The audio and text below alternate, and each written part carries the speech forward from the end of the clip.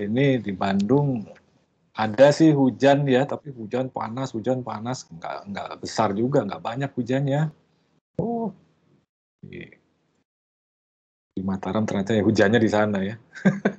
Baik, yang lain juga semoga selalu sehat ya.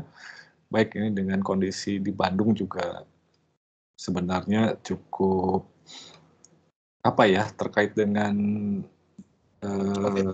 pertumbuhan kasus ya di Bandung ini kabarnya 10 kali lipat sekarang, sehingga di ITB kemarin mendadak hari Rabu pagi itu semua kelas diinformasikan agar perkuliahannya jangan luring, pindah ke daring.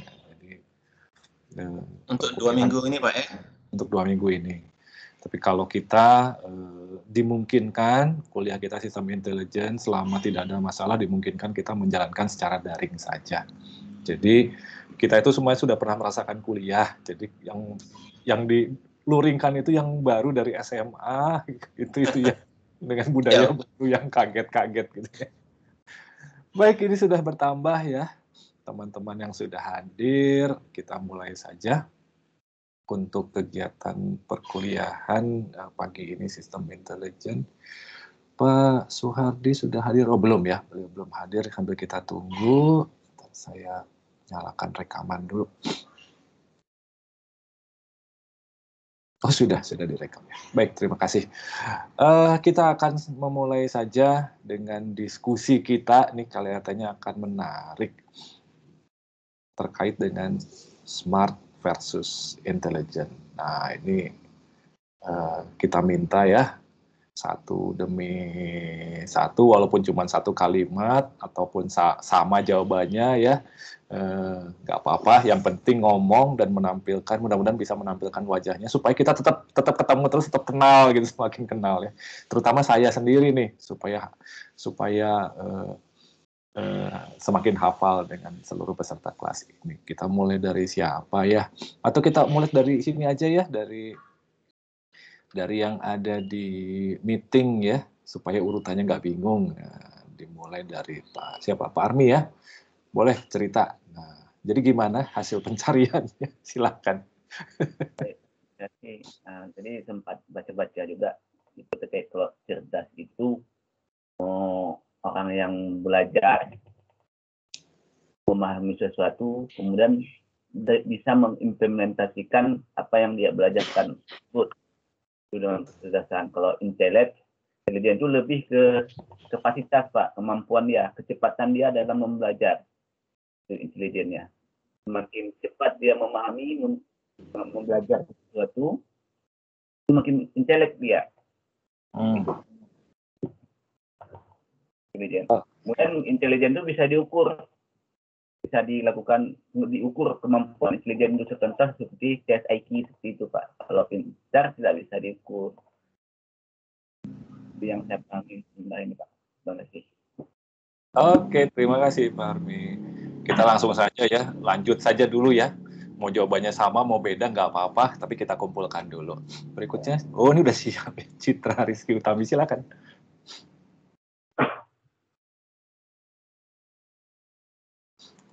Masih di mute. Ya Pak, udah terdengar suara? Sudah terdengar, silakan. Jadi kalau ini juga berdasarkan pengetahuan sebelumnya dan berdasarkan kalau kepintaran itu pengetahuan seseorang ini digunakan untuk dan kepintaran ini adalah hasil dari kerja belajar kecerdasan itu sejak lahir dia mau bisa tapi kecerdasan bukan hasil dari kerja bawaan diri.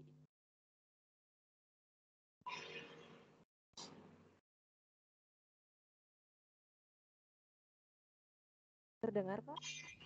Ya, putus-putus tapi saya bisa nangkep ya, walaupun ada muncul, timbul, dan hilang.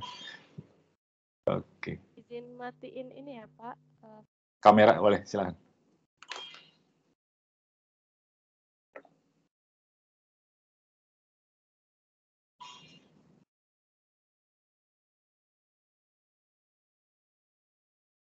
Oke, ada yang mau ditambahkan lagi?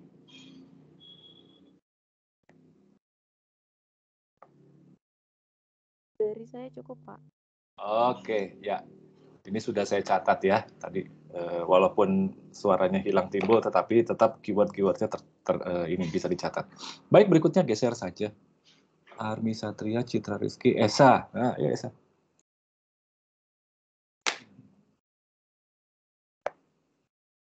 Ya Pak, selamat pagi Pak. Pagi, silakan.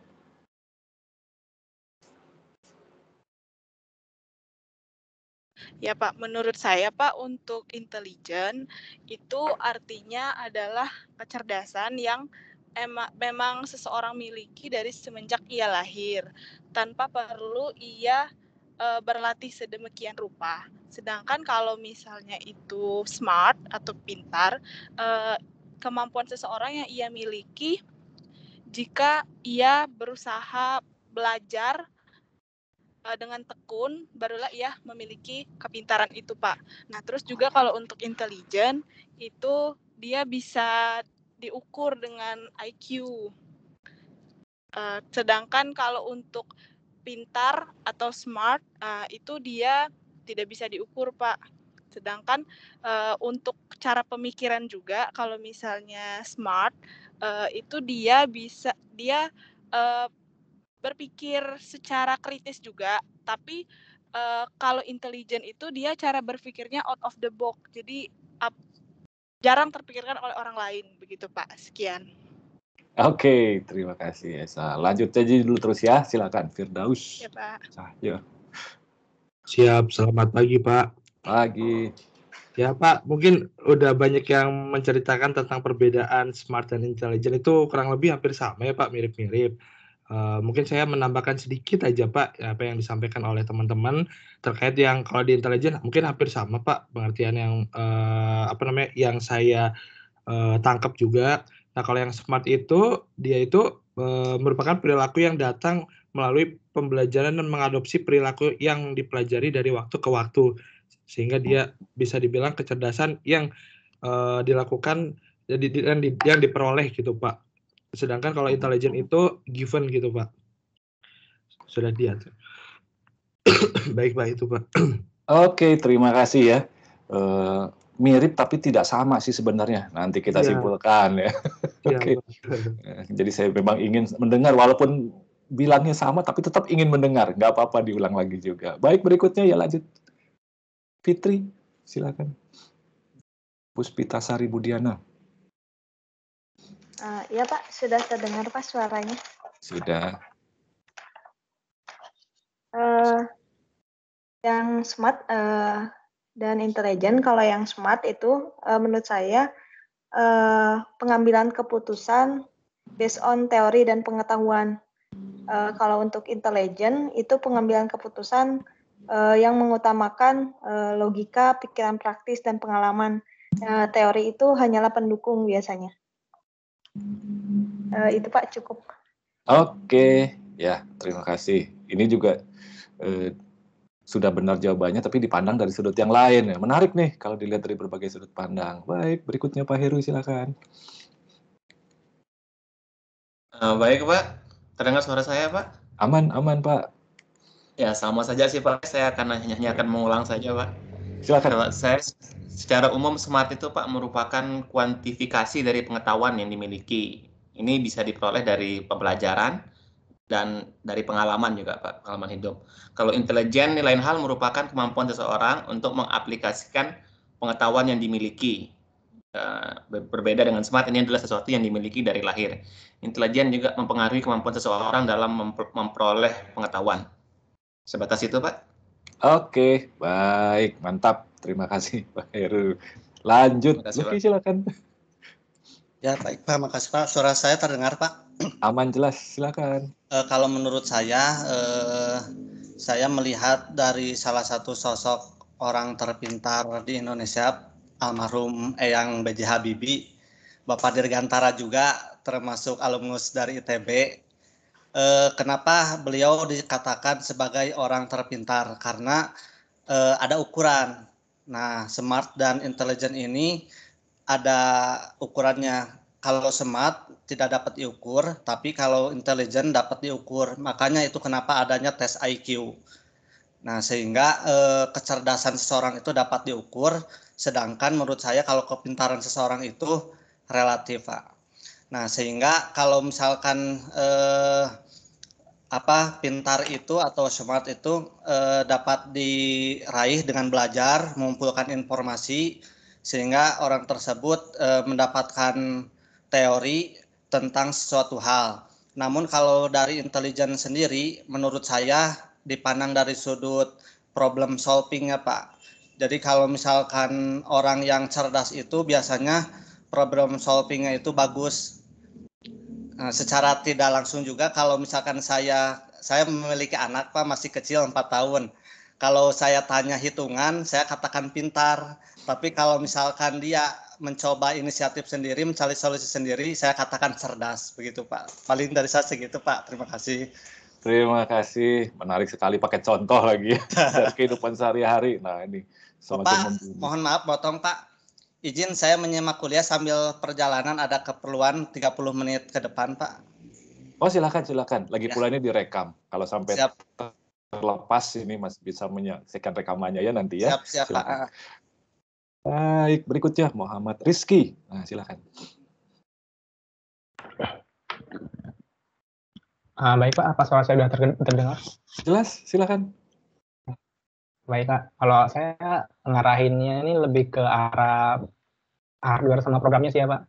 Jadi kalau smart tuh saya lebih prefer ke arah cerdik, di mana suatu program dapat mengendalikan apa yang ada di dalam sebuah perangkat. Kemudian penggunaan kata smart ini lebih tujuan untuk suatu perangkat yang dapat melakukan makro. Atau bisa bilang kayak robot gitu yang dapat melakukan sesuai apa yang diprogram. Nah, sementara intelijen itu lebih prefer ke arah pintar, di mana program harus dilatih terlebih dahulu untuk dapat melakukan suatu hal secara otomatis dan individual. Program yang dapat dilatih menggunakan algoritma khusus yang dapat membantu perangkat mendeteksi sesuatu seperti wajah, fingerprint, ataupun foto yang tanpa melakukan pemrograman ulang, Pak.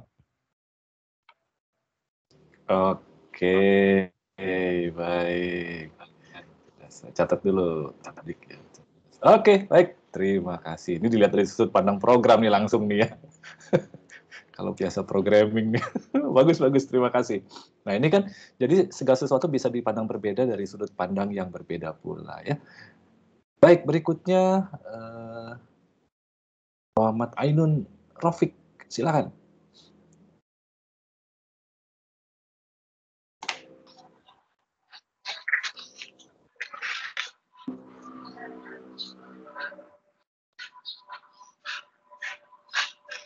Halo. Ya, jelas. Terdengar, Pak? Terdengar, silakan. Mohon izin, Pak, saya ini lagi di rumah sakit, mungkin agak ramai. Oh iya, tapi nggak apa-apa. Kalau menurut saya,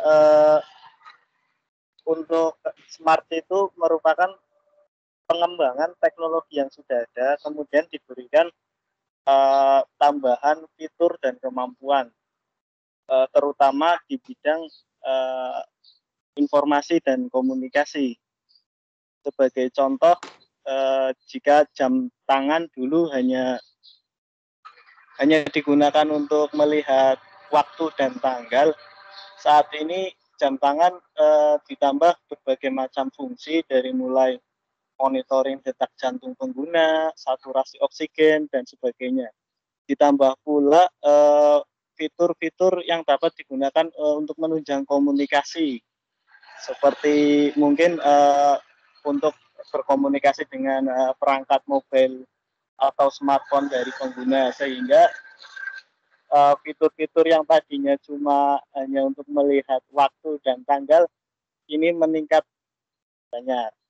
Sedangkan intelijen sendiri, menurut pandangan saya, untuk teknologi yang menyematkan kata-kata intelijen itu sebenarnya dia sudah termasuk ke teknologi yang smart, cuma dia ada ditambahin artificial intelligence di dalamnya. Jadi perbedaannya sendiri mungkin kalau teknologi yang tanpa artificial intelligence dia diprogram secara prosedural seperti itu. Namun jika AI dia mungkin nanti programnya itu berbeda dengan adanya machine learning dan sebagainya. Itu Pak, terima kasih. Oke, baik, terima kasih. Nah, ini menarik ini. Ini ada sudut pandang yang berbeda nih ya. Baik, terima kasih. Nanti kita diskusikan. Kita lanjut dulu ya. Berikutnya, Rosa, silakan. Baik, terima kasih atas kesempatannya Pak. Jadi mungkin yang saya paparkan ini bakal mirip-mirip dengan yang lain juga. Jadi untuk yang intelijen ini diartikan sebagai suatu kecerdasan yang ada sejak awal dibuat, sejak awal dilahirkan. Misalnya seperti artificial intelligence. Jadi memang dibuat untuk mempelajari berdasarkan pengalaman dan informasi yang diberikan kepada artificial intelligence itu. Jadi intelijen ini dia mempunyai kelebihan untuk memperoleh dan juga memproses suatu informasi, sehingga intelijen ini dapat diukur berdasarkan hasil yang dia berikan. Sedangkan untuk smart ini diartikan sebagai suatu kepintaran yang diberikan kepada sesuatu, misalnya seperti smart city. Jadi city-nya ini sudah ada, namun diberikan smart city sebagai yang mempunyai kelebihan dalam beradaptasi untuk menyesuaikan situasi berdasarkan informasi yang ada. Jadi dia dapat dikembangkan berdasarkan teknologi yang diperlukan dari city tersebut. Kemudian, namun smart ini tidak sama seperti intelijen, dia tidak dapat diukur karena dapat terus dikembangkan berdasarkan kondisi yang ada seperti itu.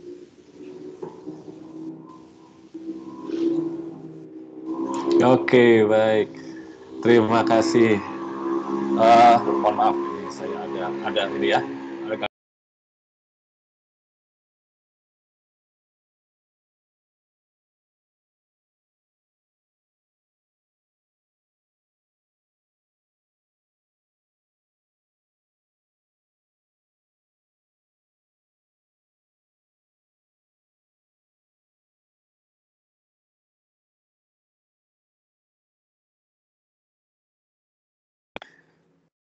Pak Suhardi kesasar linknya. Makanya mohon maaf, kalau yang lain nggak akan saya angkat, ini pengajarnya sendiri kesasar linknya. Baik, satu lagi. Silakan Steven ya. Ya, baik Pak, kalau saya dari sudut pandang teknologi mungkin Pak. Jadi suatu teknologi itu dikatakan pintar apa dia memiliki fitur atau fungsi yang lebih baik atau lebih kaya dibandingkan teknologi lain yang sejenis. Misalnya telepon berbanding dengan telepon pintar. Pada telepon pintar lebih kaya akan fitur dibandingkan telepon konvensional.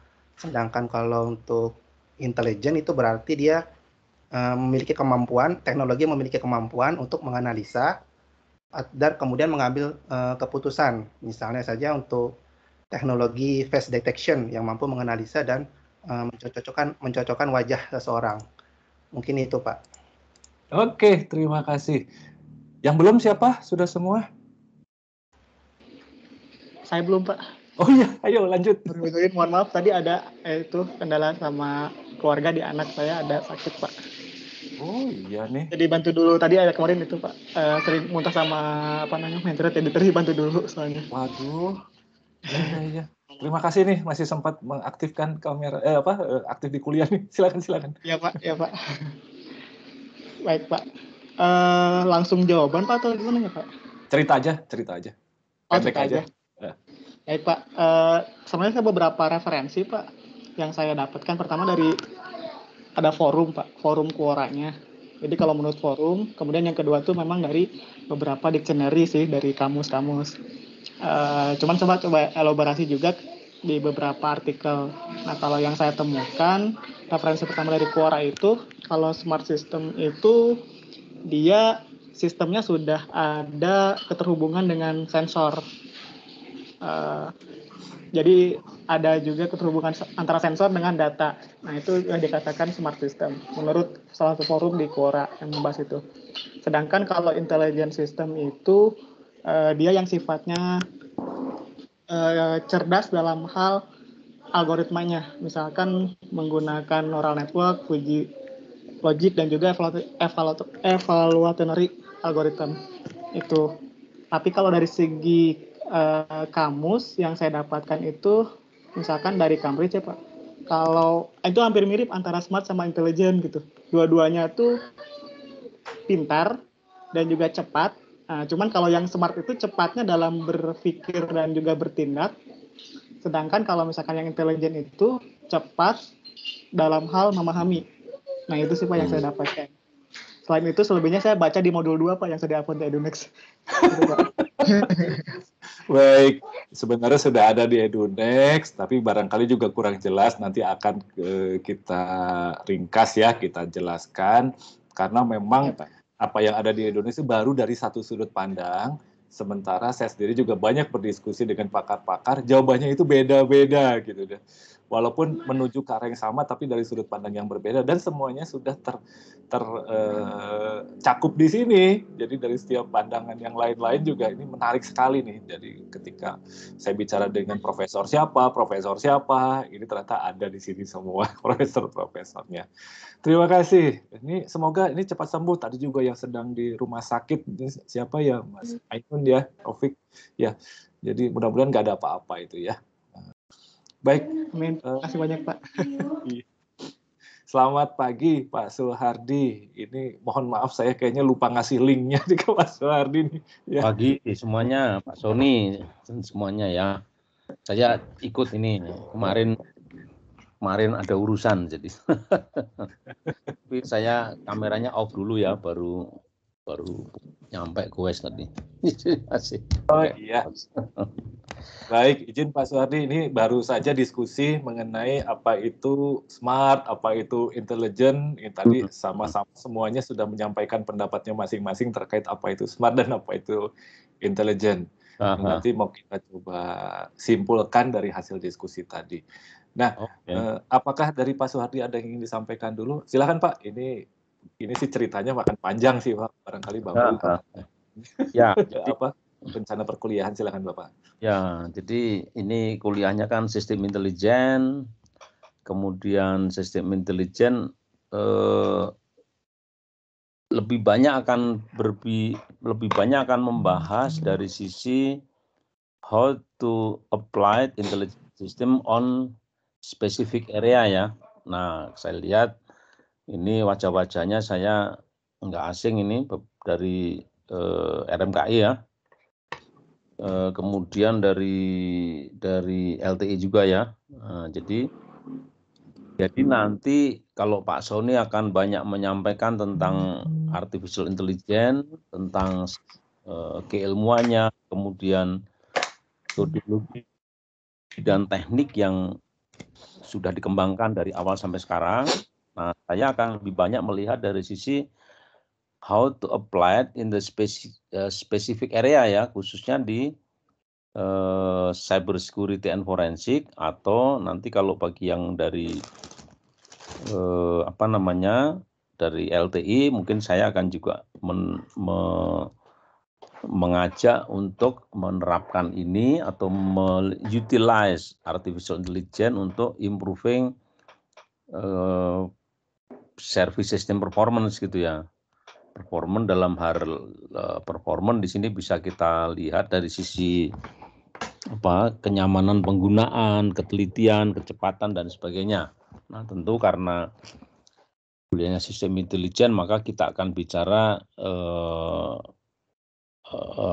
intelligence services atau smart services gitu ya. How to use artificial intelligence to increase the smartness of service system. Nah, kira-kira seperti itu. Sedangkan untuk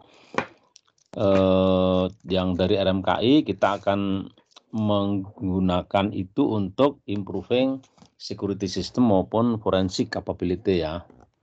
Nah, jadi simpel aja pendekatannya. Kalau Pak Sony saya lihat referensinya sudah cukup banyak ya, dan sudah dikompilasi ke dalam bahan yang ada di Edunext. Saya kira itu panduan yang sangat bagus untuk masuk ke dalam dunia intelligence system secara umum maupun secara spesifik mendalami keilmuan artificial intelligence. Nah, saya pendekatannya simple aja nanti. Kita cari paper Q1 terutama ya. Paper Q1 kita cari satu paper aja yang membahas tentang aplikasi artificial intelligence atau smart system ke dalam cyber security. Apakah digunakan untuk intrusion detection system, apakah digunakan untuk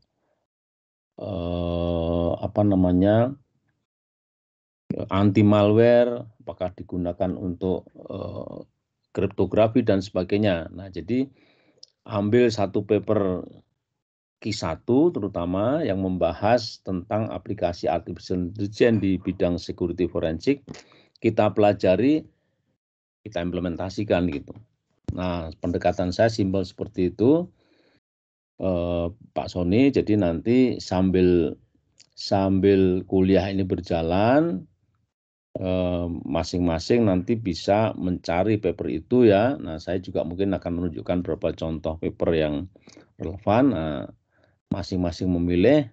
Nah, dalam semester berjalan ini, mari kita pahami paper itu, kemudian diimplementasikan dalam bentuk ya prototipe atau simulasi ya, tergantung nanti konteks dan skop dari bahasan paper itu. Kalau sekiranya bisa diimplementasikan, kita implementasikan, kita uji. Sekiranya perlu infrastruktur yang tidak mungkin mengimplementasikan keseluruhan, ya kita dekati dengan prototipe atau simulasi gitu ya. Nah, itu Pak Sony tambahan saya, mestinya ini disampaikan kemarin ya di awal-awal kuliah, tapi ini saya baru masuk di minggu ketiga sekarang ya, minggu ketiga, jadi saya sampaikan. Begitu tambahan saya sementara Pak Sony, maka. Terima kasih Pak Soehardi. Ini memang walaupun minggu ketiga itu masih di awal juga ya Pak ya. Jadi semua sudah harus siap-siap saja. Kalau tidak siap-siap nanti nanti terlalu mepet ya bisa repot gitu. Jadi sambil jalan kita melakukan dua hal paralel. Pertama adalah kita akan dengan ini ya, kita sambil jalan kita akan mempelajari teori-teori, konsep-konsep terkait intelligence system dan bagaimana cara mengimplementasikannya. Kemudian seperti yang disampaikan oleh Pak Soehardi tadi, ini juga terkait dengan target kita di akhir semester, di mana kita bisa mengimplementasikan atau membuat prototipe dari intelligence system ini berdasarkan suatu paper-paper ya, setidak-tidaknya paper Q1 ya, kira-kira seperti itu. Nah, sehingga kita jalan terus dengan konsep seperti ini ya, dengan cara seperti ini. Jadi barangkali nanti saya coba akan bantu terkait teorinya, nanti dari Pak Soehardi akan membantu membimbing terkait dengan paper-paper mana yang pantas gitu ya untuk dijadikan acuan pengerjaan proyek dari implementasi intelligence system ini. Baik, kalau begitu, ada lagi Pak Soehardi? Cukup sementara itu dulu, sambil saya ngikutin. Oh, baik. Terima kasih Pak Soehardi. Kalau begitu, kita coba simpulkan sedikit ya mengenai apa yang didiskusikan tadi, tapi saya ada sedikit pertanyaan nih buat Bapak Ibu semua. Tadi semua setuju ya bahwa ada salah satu tes untuk menguji intelijensia gitu ya, namanya adalah tes IQ, tadi itu banyak yang mengatakan ya. Nah, terkait dengan perbedaan smart intelligence atau barangkali ya kaitannya antara smart dengan intelligence, kita juga kan kemarin waktu S2 itu melakukan suatu tes, ada yang namanya TPA dan TOEFL.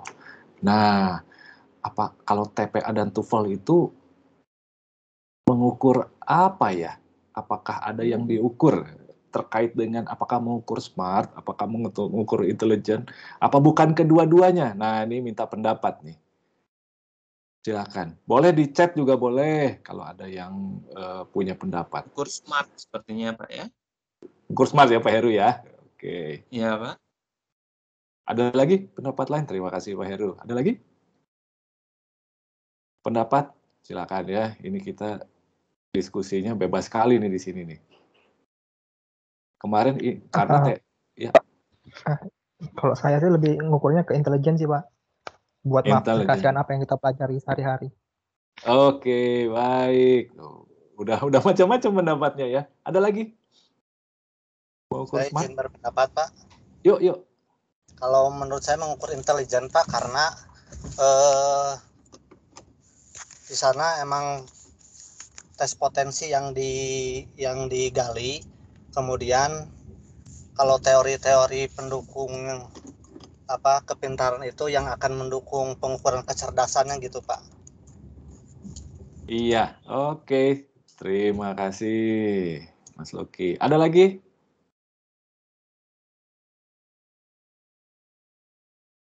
Masih mikir ya? Oke, baik. Baik, saya akan coba share materi PPT untuk hari ini. Ya, tadi dikatakan sudah ada di EduNext ya. Nah, ini saya mau disclaimer dulu nih. Disclaimer bahwa materi ini ada subjektifnya juga gitu ya. Jadi karena apa saya katakan ada subjektifnya juga? Karena sulit mengenai intelligence system ini dari hasil diskusi-diskusi itu jawabannya itu berbeda-beda, dan jawaban yang berbeda-beda itu bukan dari orang-orang sembarangan gitu, tapi bisa dipahami karena ilmu ini terus berkembang sejak dari tahun 50-an ya, ketika pertama kali dicetuskan oleh Minsky itu. Nah, itu sampai sekarang bergeser terus sejalan dengan perkembangan teknologi. Nah, buku acuannya pun berubah, ya, ada yang bertambah, ya. Kemudian, tetapi buku acuan yang pertama itu yang kemarin kita bahas itu, nah itu dia mengatakan tetap sama definisinya, tapi ada buku lain yang mengatakan definisinya bergeser. Gitu. Nah, ini kita coba lihat percaturannya seperti apa. Nah, di sini kalau menurut Kamus Oxford, intelligence itu adalah ability to learn, understand, and think. Jadi kalau di sini memang, kalau menurut kamus di sini, keywordnya itu tampaknya itu pada kata ability-nya ya di sini ya. Nah, di sini. Nah, jadi kemampuannya. Kemampuan untuk apa? Ability to learn, understand, and think. Gitu ya. Nah, sini dikatakan human being have innate intelligence. Apa innate itu? Innate itu adalah sesuatu yang dilahirkan. Jadi tadi banyak yang mengatakan bahwa intelligence itu muncul dari lahir gitu. Nah, jadi itu adalah sesuatu yang kita bawa dari lahir.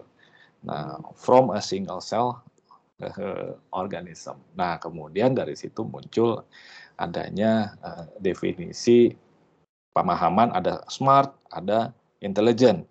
Nah, di sini kalau kita terjemahkan ke bahasa Indonesia ini, setelah saya coba cari dari berbagai macam literatur, kemudian dilakukan perhitungan, karena orang beda-beda cara menerjemahkannya. Dan karena yang menghitung itu saya sendiri, karena itu saya katakan saya ini subjektif dulu, saya ya, yang jawabannya bisa berbeda dan tidak ada yang salah. Sehingga setelah dihitung-hitung, banyak yang mengatakan bahwa intelijen kalau diterjemahkan ke bahasa Indonesia itu menjadi cerdas, smart kalau diterjemahkan ke bahasa Indonesia itu menjadi pintar. Kalau yang mengatakan cerdik, ya ini belum banyak yang menuliskan seperti itu, sehingga sulit saat ini datanya untuk menuliskan di mana. Gitu. Nah, dulu sebelumnya dikatakan bahwa smart itu bahasa Indonesianya cerdas, sehingga intelijen ya intelijen. Sehingga kuliah kita ini karena memang peninggalan masa lalu dikatakan sistem intelijen, bukan sistem cerdas gitu, karena punya sudut pandang yang lain. Dulu itu dikatakan bahwa dari hasil diskusi dengan berbagai macam orang sekitar 10-20 tahun yang lalu, intelijen itu adalah sistem yang memiliki kemampuan untuk belajar. Smart itu adalah sistem yang tidak memiliki kemampuan untuk belajar. Dulu seperti itu loh. Dan sekarang sudah berubah, di mana dua-duanya itu mampu belajar. Tapi bagaimana? Jadi, nah kita lihat dari slide ini ya. Ini. Jadi kalau kita lihat ini dari hasil mengumpulkan dari berbagai macam sumber. Nah, jadi originnya ya, kita lihat dari yang originnya, sumbernya. Jadi intelijen itu inborn, dilahirkan. Jadi sesuatu yang muncul dari lahir. Sementara smart itu adalah sesuatu yang diperoleh dari belajar. Nah, di sini memang di sini dikatakan ukurannya itu ya intelijen itu bisa diukur dengan tes IQ, dan setelah diukur ya begitu-begitu saja. Biasanya ya, IQ-nya sekian, IQ-nya sekian. Sementara kalau smart itu kenapa dikatakan tidak bisa diukur? Karena itu setiap waktu hasilnya itu bisa berubah nilainya. Jadi kalau kita semakin smart, itu nanti kita diuji lagi, kita belajar semakin smart, diuji lagi ya semakin pintar gitu ya, nilainya kan semakin tinggi, semakin smart. Jadi smart itu nilainya bisa berubah. Barangkali saya nggak tahu TPA TOEFL itu nilainya kalau bisa belajar dan bisa naik. Nah, kalau nilainya bisa belajar bisa naik nilainya, nah barangkali itu termasuk dalam penilaian smart. Nah itu, jadi sehingga dari sini bisa kita lihat intelijen itu lebih ke, kalau dari teorinya ya, sistem intelijen kita bicara ilmunya, ilmu kecerdasan. Jadi sesuatu yang kita dari sisi keilmuan kita belajar adalah konsep dasar ya, algoritma, itu kita bicara adalah sistem intelijen. Jadi kalau kita bicara sistem intelijen itu adalah ketika algoritma, konsep itu diubah, dikembangkan, disatukan, kemudian dimodifikasi menjadi suatu sistem intelijen untuk membangun suatu sistem yang, kalau ini sistem intelijen ya, untuk membangun suatu sistem yang smart. Jadi dari ilmu-ilmunya, intelligent system, kita membangun suatu smart system. Jadi smart system itu adalah hasil implementasi dari ilmu-ilmu intelijen atau intelligent system. Nah, sehingga kuliah kita memang kita akan belajar konsep intelligent system untuk membangun suatu smart system. Nah, ini jadi menarik karena saya sendiri juga belum pernah diskusi dengan Pak Suhardi ya Pak ya. Jadi nanti jadi seru juga nih kita berdebatnya ini di sini nih ya. Karena konsep-konsep ini terus bergeser. Kalau kita lihat dari pergeserannya, nah kita lihat AI ya. Sekarang itu trennya dikatakan sebagai tren cognitive system. Kenapa? Karena kita memang selalu berusaha menuju, ya terutama expert ya, selalu berusaha menuju ke super AI. AI yang mempunyai kesadaran penuh gitu. Di mana new era of computing, nah ini dari eranya AI ya, terus bergeser ke AI cognitive system, adalah sistem yang memiliki kemampuan untuk melakukan persepsi. Persepsi itu untuk melihat sesuatu kemudian memandang sesuatu itu sebagai apa. Nah, kalau kita melihat apa ya? Kalau kita melihat suatu box gitu ya. Nah, suatu kotak, nah itu bisa dipandang berbeda dari orang yang tergantung dari latar belakang orang-orang tersebut. Ya. Apa kotak itu sebagai apa dus saja, apakah kotak itu sebagai timbangan, apakah kotak itu bahkan sebagai sesuatu benda yang memiliki fungsi tertentu, entah penghapus, entah mobile phone, itu Korea kotak juga, entah apa. Jadi segala benda itu bisa dilihat berbeda tergantung dari latar belakang. Kalau dari orang ya latar belakang orang, tapi kalau dari sistem, nah segala objek itu bisa dilihat berbeda tergantung dari objek tersebut untuk apa gitu ya. Nah, kemudian cognitive system itu selain sistem yang bisa melakukan persepsi untuk menilai sesuatu atau memahami sesuatu itu apa, kemudian sistem yang mampu belajar. Belajar untuk mengambil keputusan dan sistem untuk melakukan penalaran gitu ya. Nah, di sini. Jadi reasoning ini adalah penalaran. Jadi Cognitive system adalah sistem yang mampu melakukan persepsi, kemudian dari situ belajar untuk meningkatkan pengetahuannya, kemudian melakukan reasoning, penalaran untuk nanti ujung-ujungnya adalah untuk mengambil suatu keputusan akhirnya atau action. Nah, ini adalah cognitive system. Nah, jadi dari sini, dari sisi keilmuannya muncullah cognitive computing. Jadi dulu kita katakan sebagai ilmu AI itu adalah ilmu pada konvensional computing, sekarang itu lebih dikenal sebagai cognitive computing. Nah, apa yang akan kita pelajari di kuliah kita, EL 5004, kita akan mempelajari perjalanan dari conventional computing ke cognitive computing, supaya kita paham cara berpikir para ahli dalam mengembangkan ilmu-ilmu AI itu. Dari dulu itu gimana, sekarang itu gimana. Nanti kita bisa lihat bahwa sebenarnya ilmu itu sama, tapi bungkusnya berbeda. Nanti kita lihat, konsepnya masih sama. Deep learning, machine learning, neural network yang sekarang itu tren pada cognitive computing, ilmunya itu masih sama. Diambil dari konvensional computing yang diusulkan pada tahun 1954. Sebelumnya ya 40, 50 itu setelah ada komputer, tahun 40-an. Konsepnya, konsep pertama neural network-nya. Nah, itu sama sebenarnya.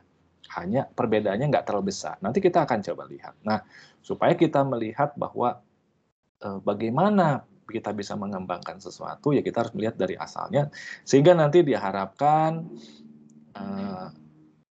ke depan ini ya kita bisa lihat bahwa mengembangkan metode ini kita bisa gitu, sebenarnya kita mampu gitu, nggak butuh orang-orang yang super untuk bisa mengembangkan metode sendiri, sehingga nanti diharapkan kalau ada yang mengembangkan atau ada yang tesisnya terkait intelligent system, smart system, dan terus menghasilkan suatu metode atau algoritma, nanti bisa jadi, keluarkan aja namanya, algoritma Heru, algoritma Lucky, atau algoritma Rosa, atau algoritma Esa, algoritma Army, gitu, algoritma Stephen, gitu ya, silakan, itu bisa kita pakai nama kita.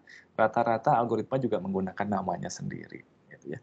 Nah, di sini, jadi perbedaannya adalah di mana kalau konvensional computing itu memang asalnya berdasarkan adalah prinsip-prinsip matematik.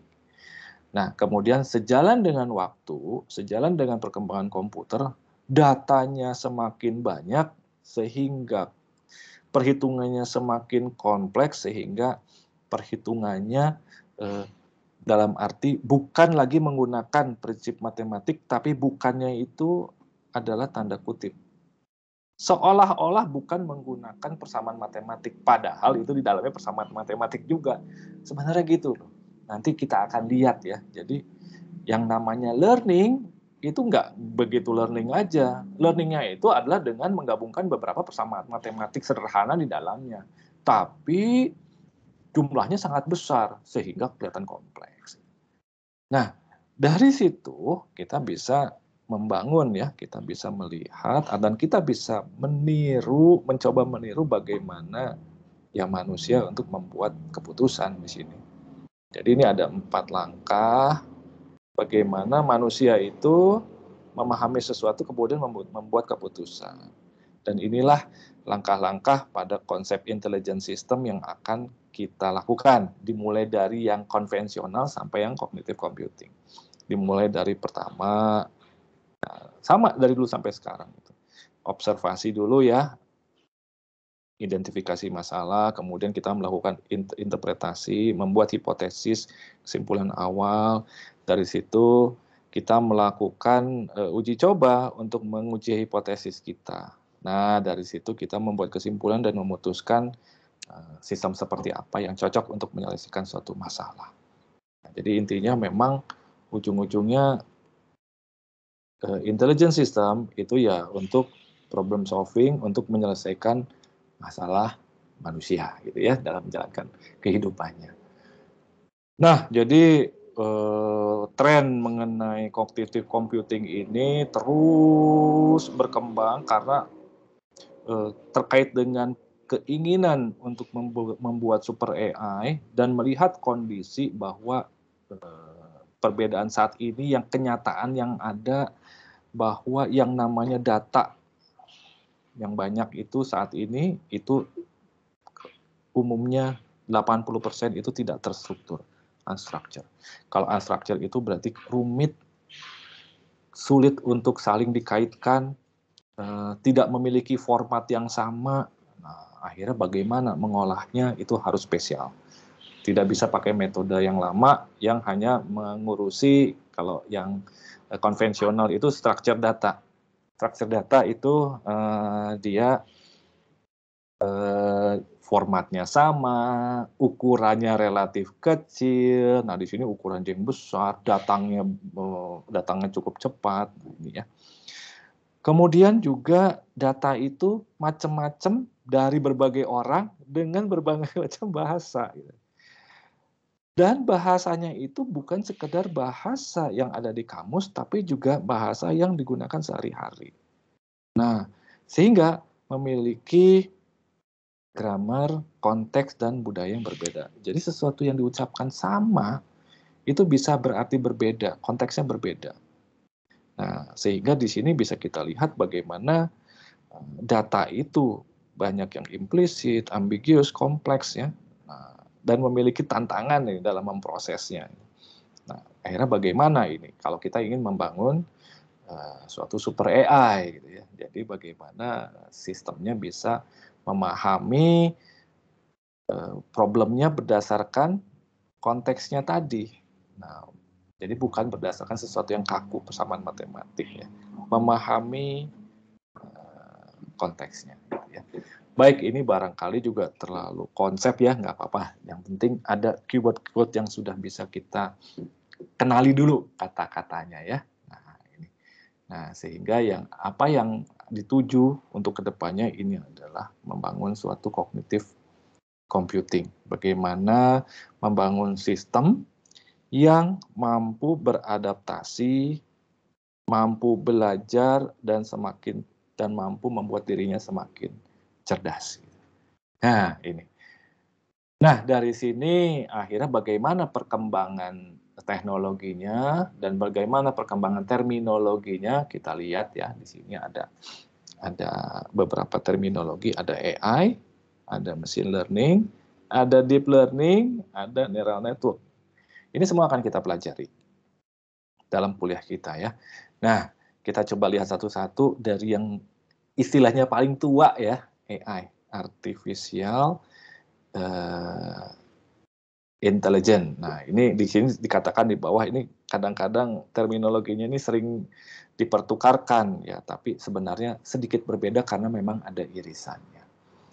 Kita lihat dari yang pertama, artificial intelligence ini adalah branch of computer science ya di sini ya. Jadi ini adalah cabang dari ilmu sains komputer, ilmu komputer yang mensimulasikan perilaku intelijen, perilaku kecerdasan, di mana di situ ilmunya itu bisa dibagi ke dalam suatu taksonomi ya, beberapa bagian. Pertama, di dalam suatu AI system itu ada ilmu. Nah, yang paling tua ini planning, problem solving untuk merencanakan solusi, planning.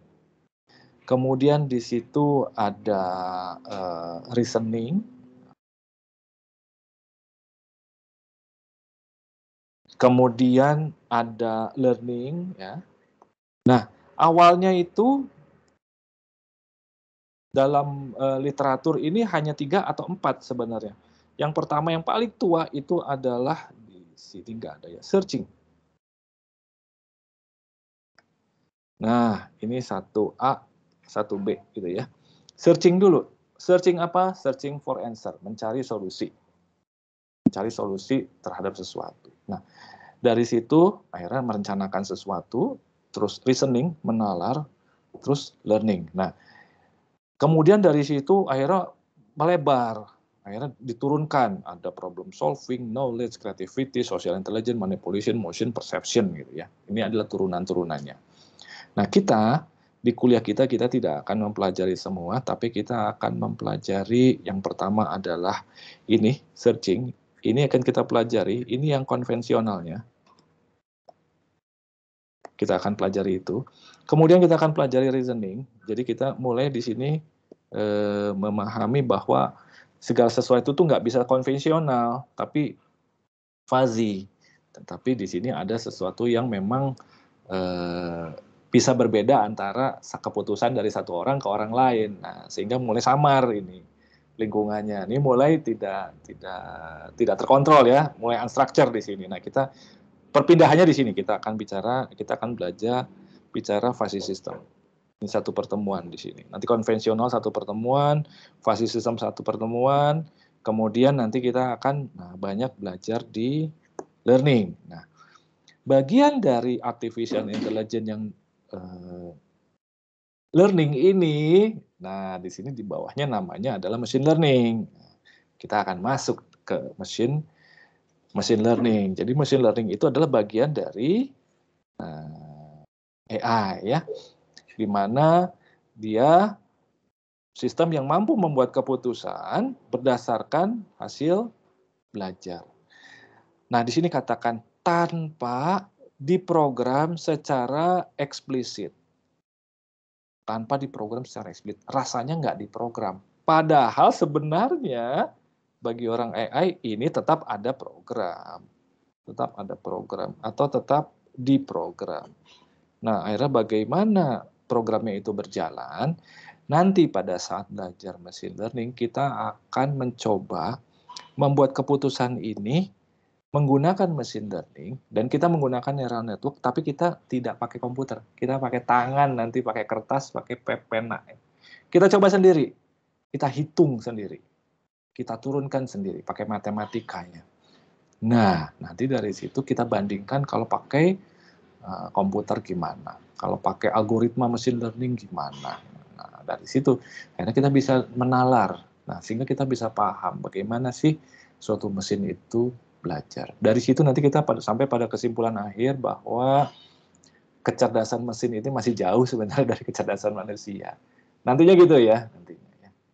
Baik, nanti kuliah kita akan belajar machine learning, bagaimana machine learning itu bekerja. Nah, jadi pada dasarnya machine learning itu baru bisa bekerja kalau ada banyak datanya. Nah, namanya kan belajar. Kalau kita ada belajar, maka kita membutuhkan bahan ajar. Bahan ajar. Kita butuh apa? Materi. Oh, bukan bahan ajar, bahan belajar. Berarti kita butuh materi. Materinya itu apanya? Data. Data. Supaya belajarnya komplit, datanya harus yang banyak. Kalau datanya kurang banyak, kita nggak bisa banyak belajar di situ. Nah, jadi machine learning ini, bagaimana kita train belajar dari large set of data, dan datanya banyak. Itu syarat supaya machine learning bisa digunakan. Nah, jadi belajar dari suatu data atau contoh. Ini machine learning.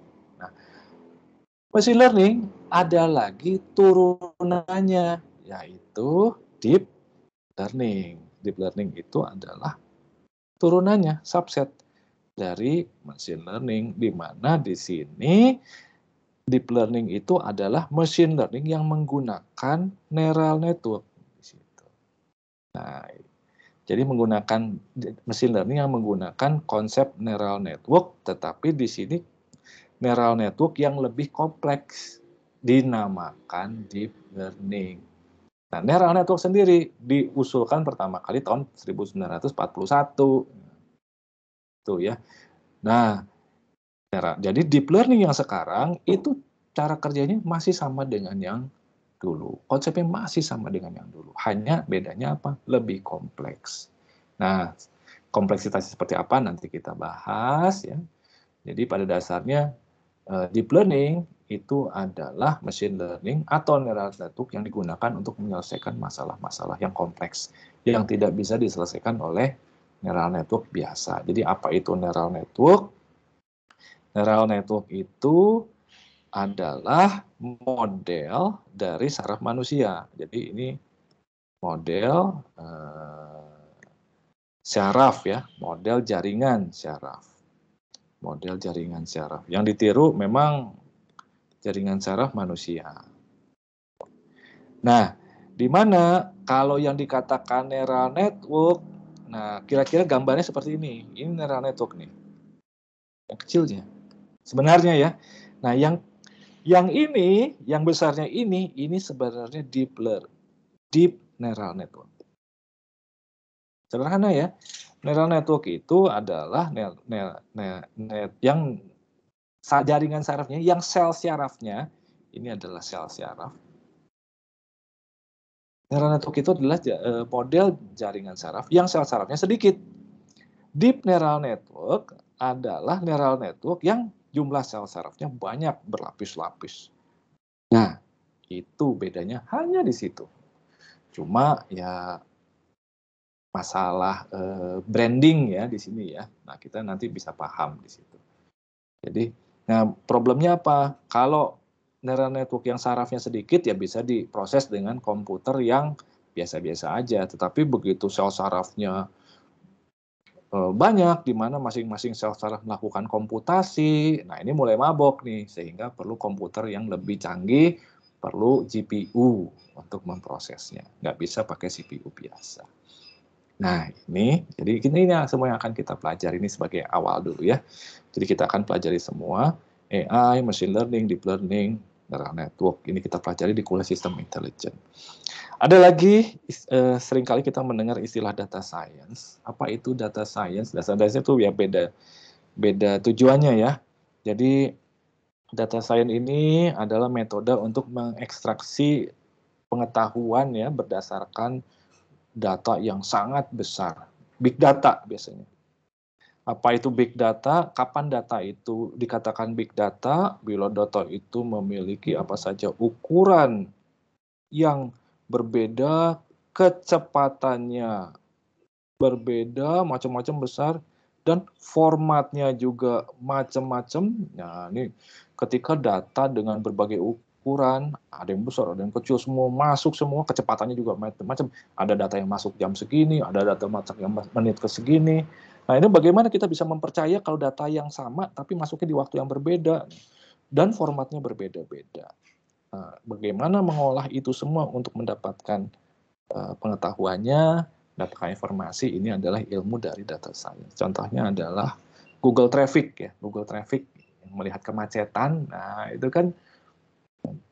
kan update terus. Ada yang tahu Google Map itu update-nya setiap berapa lama? Itu setiap 10 menit ya. Jadi setiap 10 menit di refresh ya. Nggak mungkin juga setiap detik karena itu berat sekali untuk mengolahnya, dan ilmunya adalah data science di mana di situ menggunakan algoritma machine learning dan deep learning gitu ya. Nah, sini jadi artificial intelligence itu digunakan dalam ilmu data science. Nah, jadi itu yang akan kita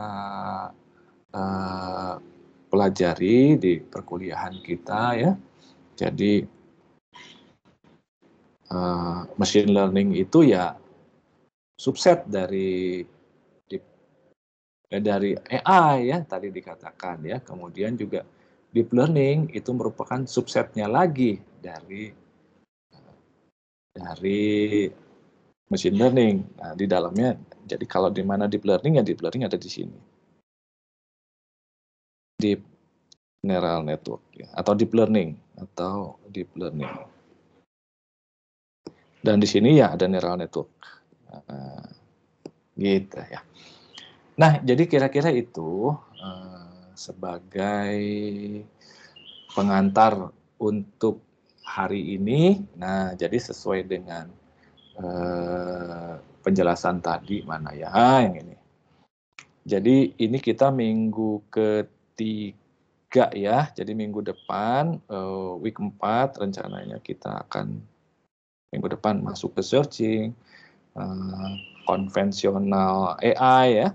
Kemudian nanti di minggu kelima atau ke-6 kita akan masuk ke 5 atau 6 ya, kita akan masuk sistem, kemudian week 7 dan seterusnya kita akan masuk ke learning ya. Kemudian dari situ ya kita akan masuk masa UTS, nah, kemudian nanti UTS-nya ya berupa suatu project, demikian juga nanti UAS-nya ini seperti yang disampaikan oleh Pak Suwardi tadi, untuk mengimplementasikan mengimplementasikan teori-teori, metode, algoritma terkini pada intelligence system sesuai dengan bidang keilmuan yang sedang dipelajari oleh masing-masing. Gitu. Nah, kira-kira itu yang ingin disampaikan untuk materi hari ini.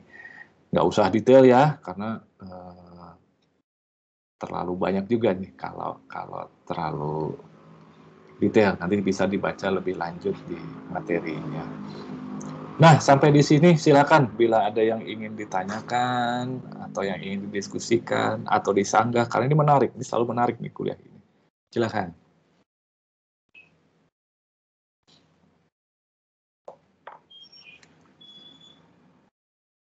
Mudah-mudahan tidak terlalu cepat, walaupun cepat juga ya, tapi kalau dilihat dari materinya mulai pening nih menurut kelihatannya nih ya, jadi banyak sebenarnya. Banyak tidak banyak, jadi pada dasarnya apa yang kita pelajari, kita tidak mungkin mempelajari semua metode gitu yang ada di situ, tetapi kita mempelajari ujungnya. Jadi seperti kalau kita tukang penjual kain ya, penjual kain di toko kain, bagaimana cara memotong kain, itu kan caranya digunting ujungnya, kemudian ditarik, itu pasti lurus itu. Nah, itu kita kuliah kita ya hanya sedikit ya, kita hanya mengguntingnya, nanti kita bisa menarik sendiri. Tergantung mau jenis kainnya apa. Jadi, kita menggunakan metode apa. Jadi kita akan melihat bagaimana pertama kali AI ya, dalam hal ini metode searching itu pertama kali diusulkan, gitu ya. Kemudian dari situ terus berkembang, akhirnya menggunakan metode-metode searching and planning yang banyak digunakan di game-game online itu apa sih? Nanti kita akan coba masuk ke sana. Kemudian kita akan masuk ke konsep fuzzy sebelum kita masuk ke konsep neural network, dan kita akan masuk ke konsep learning di situ.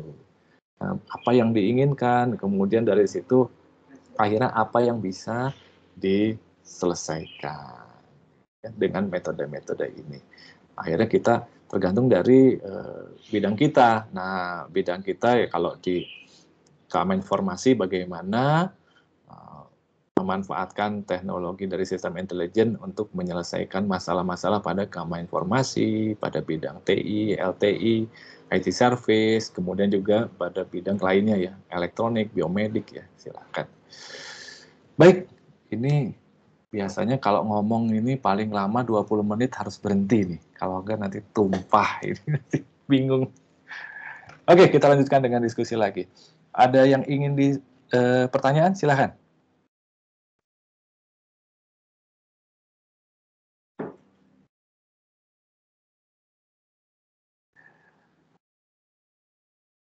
Baik ya, jadi ada silakan.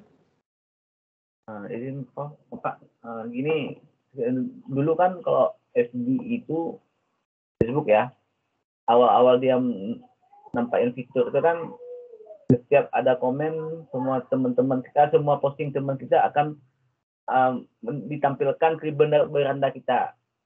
Nah, tapi sekarang itu seolah-olah sudah dibatasi, malah teman-teman kita yang tidak pernah kita hubungi itu tidak nampak lagi di beranda kita pesan-pesan atau postingan mereka seperti itu. Apakah Facebook juga menerapkan hal seperti ini Pak AI, Pak? Oh iya. Kalau dulu kan pas sekitar 2008 di bawah 2010 lah, dari 2010 sampai 2011 itu setiap teman kita itu selalu masukin posting, Pak. Atau di posting muncul semua di beranda, ada yang komen muncul semua. Tapi kalau sekarang seperti dibatasi gitu. Apa memang diterapkan seperti ini hal artificial intelligence seperti itu, Pak? Ya. Betul sekali Pak Armi. Jadi Google, Facebook ya semua itu sudah mengimplementasikan algoritma intelligent system pada software-software mereka. Jadi kalau bisa dibuka di EduNext materi terkait machine learning dan metode-metodenya ya. Di situ sudah menggunakan algoritma, saya lupa algoritma apa yang digunakan. Karena banyaknya algoritma saya sampai nggak hafal gitu ya. Nah, tempo hari itu saya sudah baca algoritma yang digunakan, nama algoritmanya. Jadi yang digunakan untuk memberikan rekomendasi siapa yang dimunculkan di window utama kita, siapa yang tidak dimunculkan gitu ya. Sehingga nanti yang muncul adalah sesuatu yang menarik buat kita. Ya paling contoh kan kalau kita ke marketplace. Marketplace itu kalau ada produk yang kita tertarik, nanti kita akan dimunculkan lebih banyak produk-produk yang sering kita cari dan produk-produk ikutannya. Kenapa? Kalau semuanya produk yang kita cari saja, ya juga kita nggak suka gitu. Tapi dia bisa mencari produk-produk yang terkait dengan produk-produk yang kita cari. Nah, dari situ terus. Kemudian juga ada algoritmanya sehingga dia bisa melihat outlier, sesuatu yang berbeda. Jadi, gimana kalau ditawarkan produk yang lainnya lagi? Gimana kalau dia tertarik enggak? Nah, itu ada algoritmanya. Nah, sehingga dari situ bisa meningkatkan penjualan. Tujuannya akhirnya kan penjualan ya. Jadi, intinya sama saja, mau di Facebook, mau di marketplace, apapun yang inginnya, apapun yang terlihat itu adalah sesuai yang referensi dari kita tanpa kita sengaja. Kapan kita memberikan referensinya? Ketika menekan tombol klik sesuatu, berarti sebenarnya kita memberikan referensi. Dan disitulah kita memberikan data untuk machine learning berlatih. Nah, jadi proses latihan machine learning itu terus. Dan setiap orang itu akan memiliki rekomendasi yang berbeda berdasarkan referensinya masing-masing. Betul Pak, jadi sudah menggunakan AI di situ, sudah menggunakan intelligence system. Masuk di ADS Pak ya, Google AdSense tuh. Iya kan. Nah, contohnya saya membuka aplikasi apa tuh iklannya, misalnya di Tokopedia, download apa gitu saya cari atau di Google saya cari. Tiba-tiba ketika saya buka Facebook ada iklan penawarannya sudah produk yang pernah saya cari seperti itu. Saya buka di aplikasi-aplikasi lain lah, sosial media dan aplikasi, iklannya muncul juga, itu juga muncul. Padahal aplikasi tersebut tidak terhubung. Jadi saya bingung nih, kayak mana sih mereka bisa tahu gitu. Saya baru buka alat tool ini, alat obeng seperti itu. Kok tiba-tiba di aplikasi lain muncul iklan itu, muncul di beranda. Biasanya kan di aplikasi ada kolom iklan ya. Di situ muncul rekomendasi itu. Jadi sebenarnya orang ini setelah membagi informasi ya secara luas. Saya nggak tahu kayak mana sistemnya, masuk privasi kita atau kayak mana. Jadi sebetulnya mereka itu gampang kali itu dalam berbagi informasi gitu Pak.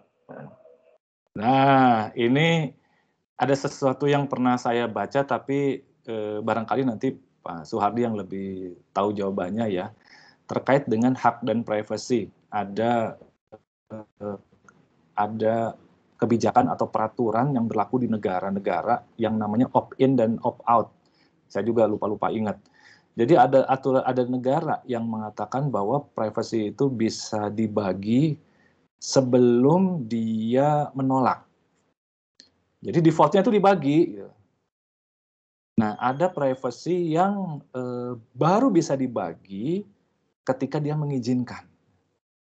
Nah, itu setiap negara memberlakukan aturan yang berbeda terkait hal tersebut.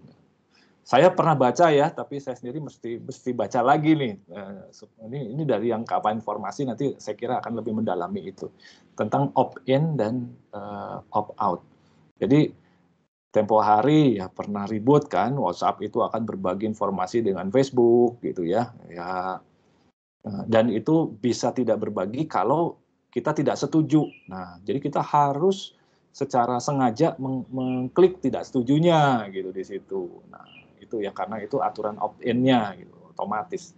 Kita menggunakan aplikasi yang di negaranya itu berlaku aturan otomatis berbagi, ya otomatis kita berbagi sampai kita mengatakan tidak mau berbagi. Nah, di situ.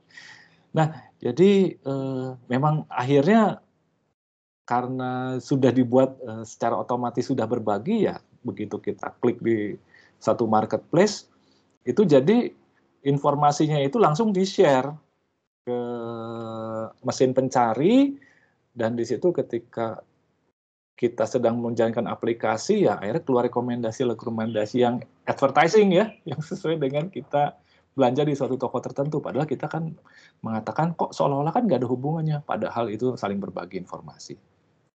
Kira-kira itu, Pak. Nah, nanti sebagai yang di keamanan informasi, kelihatannya bisa melihat masalah privasi itu lebih dalam. Seperti apa sih kebijakan-kebijakan privasi yang ada, yang berbeda di setiap negara.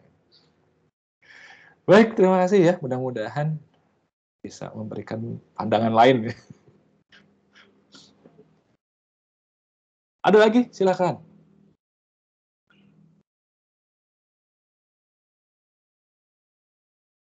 Oke, baik. Ya, nanti di sini kita selain belajar teori, kalau konsepnya sedikit-sedikit ya, kemudian nanti kita akan mencoba mengimplementasikan, karena kita tidak akan bisa merasakan kalau kita tidak mengimplementasikan sendiri. Nanti kita akan coba belajar juga ya, akan diajari cara mengimplementasikannya. Kode program juga nanti bisa diberikan contoh-contohnya sehingga kita bisa merasakan. Karena itu kemarin kita tes dulu tuh, ditanya ya, sudah pernah membuat bahasa pemrograman apa? Karena syarat untuk mengikuti perkuliahan ini harus bisa bikin program. Sudah pernah Hello World, bahasa pemrograman apapun. Untuk yang konvensional itu bisa menggunakan bahasa pemrograman apapun, tetapi nanti kalau sudah pakai learning itu lebih baik kita pakai bahasa Python. Nah, jadi nanti bagi yang belum bisa menggunakan bahasa Python, nah silakan mulai belajar aja. Kenapa? Karena belajar bahasa Python itu cuma 5 menit. Cari aja tutorial di YouTube, 5 menit bisa belajar Python. Nanti ke depannya akan lebih mudah. Kalau pakai bahasa pemrograman lain itu akan lebih sulit di machine learning. Dulu saya neural network pakai bahasa C lumayan mabok juga gitu ya, tapi begitu pakai Python cepat sekali. Nanti akan terbantu. Kalau yang lain MATLAB itu masih terbatas ya, dibandingkan dengan Python yang sudah luas, algoritmanya banyak yang comply. Nah, sehingga kita akan banyak menggunakan Python saja. Baik, kalau tidak ada pertanyaan, oh silakan Mas. Untuk machine learning ini bukan lebih ke pertanyaan, diskusi aja sih Pak. Terkait machine learning ini, selain memberikan solusi untuk manusia, ini juga kalau menurut pandangan saya bisa jadi celah kerentanan dalam keamanan informasi. Salah satu contohnya, saya pernah membaca satu jurnal yang berkaitan dengan deepfake. Jadi deepfake ini dampaknya itu cukup berpengaruh ya kalau misalkan untuk kalangan tokoh-tokoh yang cukup terkenal. Jadi kan deepfake ini memanipulasi video yang real, memodifikasinya menjadi video yang palsu. Nah, dulu sempat terjadi kehebohan di Amerika itu adanya deepfake Presiden Obama waktu itu yang berseteru dengan lawan kampanyenya, begitu Pak.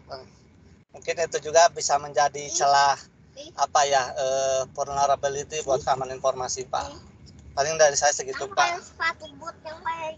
Iya, setuju sekali, tepat sekali. Karena dunia ini memang dua sisi, yin dan yang ya, hitam dan putih, black hat dan white hat, topi hitam dan topi putih. Nah, para topi putih ini membangun sistem untuk menjaga keamanan dari keamanan informasi ya, dari black hat supaya aman gitu dengan mengimplementasikan intelligence system, machine learning, neural network gitu ya, artificial intelligence. Di sisi yang lain pun sama.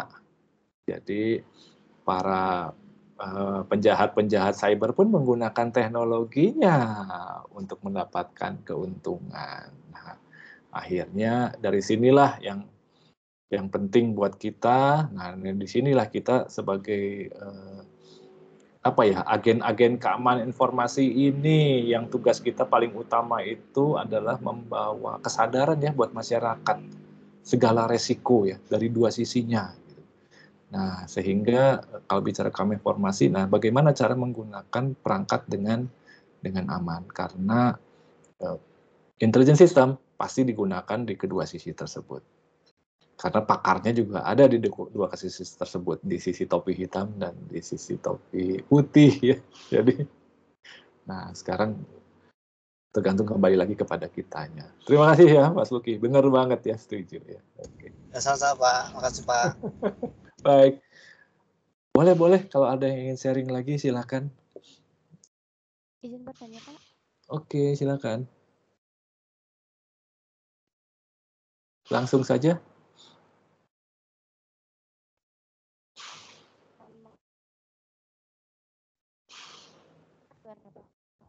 Mbak Citra ini putus-putus ya, masih. Apa ditulis aja gitu?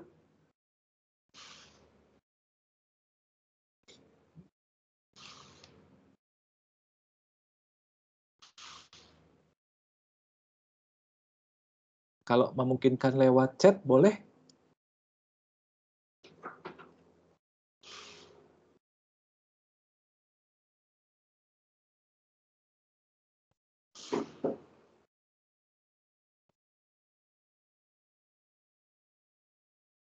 Baik, sambil menunggu ini pertanyaan ya. Ada lagi barangkali yang lain?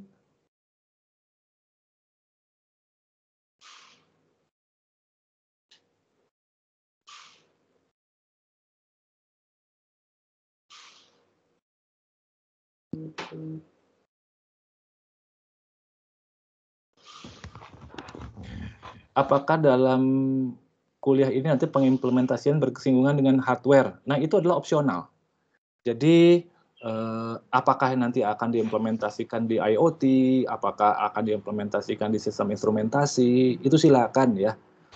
Atau di perangkat-perangkat apa silakan. Nah, jadi bisa di hardware dan bisa di software. Itu jadi pilihan ya. Itu jawabannya. Ada lagi barangkali? Nambahin Pak Sony. Boleh Pak Suhadi, sekalian menutup aja Pak. Sudah selesai. Oke. Jadi biasanya kan untuk proyek akhir ya masih di ujung semester ya, tetapi sebenarnya bisa dikerjakan mulai sekarang gitu ya. Kenapa? Karena saya paham pengalaman proyek akhir itu kadang-kadang susah mencari topik apa sih yang diyakini bisa diselesaikan gitu ya dan menarik gitu ya. Oleh sebab itu saya memberikan usul kepada semuanya begitu ya. Dalam waktu kuliah yang berjalan ini silahkan Anda bisa mencari paper-paper yang cocok yang akan Anda kerjakan sebagai proyek akhir, sehingga nanti Anda bisa sampaikan di kelas, bisa kita diskusikan papernya apa gitu ya. Nah, pertama itu akan mempercepat Anda mencari topik dan mengerjakan proyek akhir, sekaligus nanti tune in dengan specific problem, how to apply artificial intelligence in the specific area, especially area yang kamu interest gitu ya. Yang kedua juga mungkin kalau kamu sudah duluan mengambil salah satu paper untuk pekerjaan itu, nanti ya yang lain sudah tahu, oh ini sudah dikerjakan sama siapa gitu. Nanti akan cari yang lain gitu ya. Itu juga membantu kelompok juga untuk mencari lebih presisi yang mana yang belum gitu ya.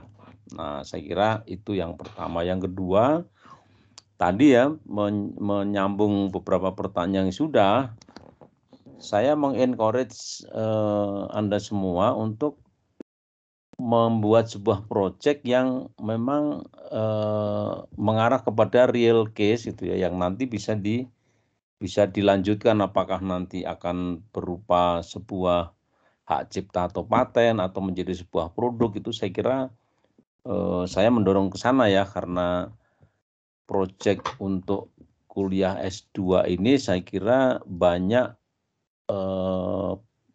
peluang, banyak kesempatan untuk mengambil problem real yang terjadi di lapangan, karena cyber security and forensic itu merupakan satu isu yang ya terjadi hampir di semua sektor yang sedang melakukan transformasi digital gitu. Jadi saya kira peluangnya sangat luas sekali. Nah, untuk bagi yang dari opsi lain atau dari interest dengan problem lain, saya kira juga bisa mencari hal-hal yang practically bisa diimplementasi dan bisa dipakai gitu ya. Sehingga Anda memang selama 1 semester ini mungkin masih ada sekitar 10 sampai minggu kelima kan ya, berarti masih ada, ini minggu ketiga kan ya, berarti masih ada sekitar 12 minggu. Anda bisa menggeluti sebuah proyek yang nanti ujungnya adalah memang betul-betul real gitu. Nah, itu tips dari saya ya, 2 hal itu ya, menyambung tadi beberapa diskusi. Begitu tambahan saya, Pak Sony, apakah masih ada lagi yang mau disampaikan?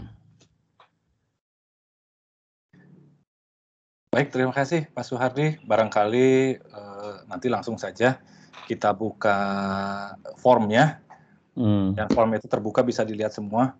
Jadi bagi yang sudah mendapatkan papernya, langsung saja ditulis di form tersebut ya. Nah, nanti sebagai inspirasi juga bagi teman-teman yang lain gitu, supaya panas segera mendapatkan paper-papernya juga ya, terkait dengan rencana proyek akhirnya. Nanti kita langsung buka, kita siapkan Pak. Oke, sip. Jadi nggak usah mikir mau bikin apa, cari aja paper Q1 yang topiknya adalah mengimplementasikan AI untuk cyber security forensik. Anda pelajari, Anda implement, udah selesai gitu. Gitu ya Pak Sony. Ya. Oke, thank you. Oke, baik kalau gitu, apakah masih ada yang ingin ditanyakan atau didiskusikan?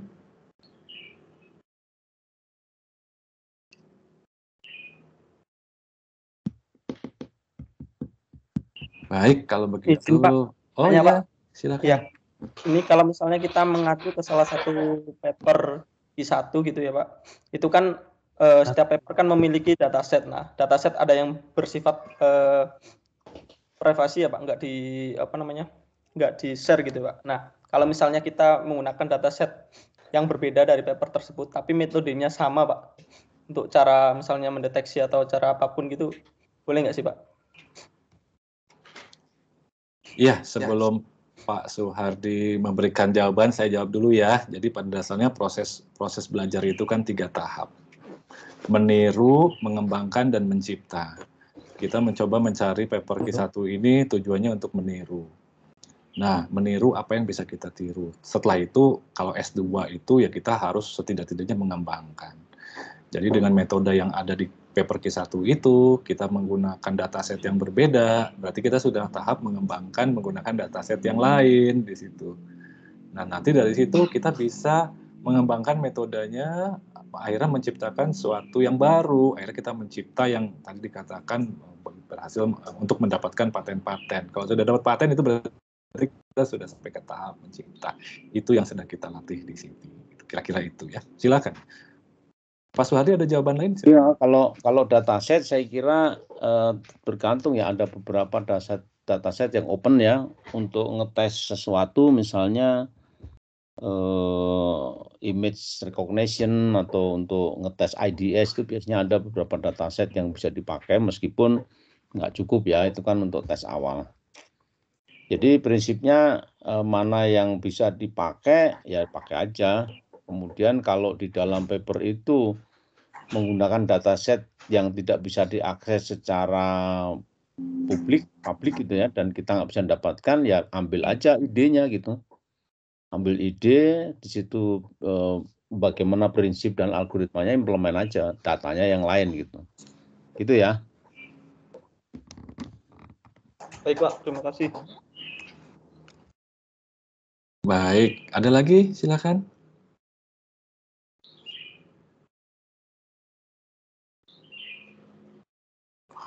Oke, kalau begitu kita tutup pertemuan kita hari ini ya. Pak Suhardi sudah? Apa ada lagi ya Pak ya? Cukup ya dari saya. Ya. Baik, kalau begitu terima kasih atas kehadiran dan perhatiannya semua pada pertemuan kita yang seru ya pada hari-hari ini. Semoga pertemuan-pertemuan berikutnya semakin menarik dan semakin seru. Nah, bila kurang seru tolong saya dikasih tahu, Pak Suhardi dikasih tahu. Nah, nanti kita harus membuat ini menarik buat kita semua.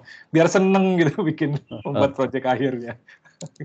Baik, dengan demikian kita tutup perkuliahan kita. Terima kasih atas perhatiannya semua. Selamat siang, salam sehat semuanya. Salam sehat semuanya. Selamat siang, Pak. Terima kasih. Selamat siang, Pak. Makasih, Pak. Terima kasih Pak Suhardi. Terima kasih, Pak. Makasih, Prof.